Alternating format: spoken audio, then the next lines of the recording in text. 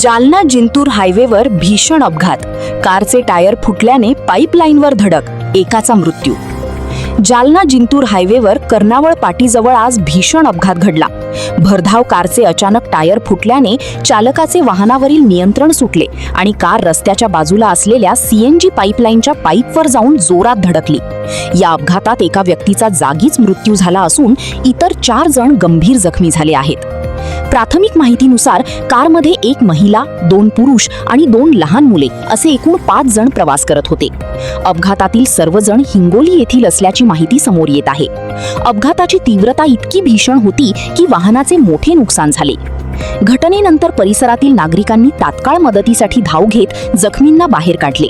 जखमींना प्राथमिक उपचारानंतर पुढील उपचारासाठी जालना येथे रेफर करण्यात आले आहे.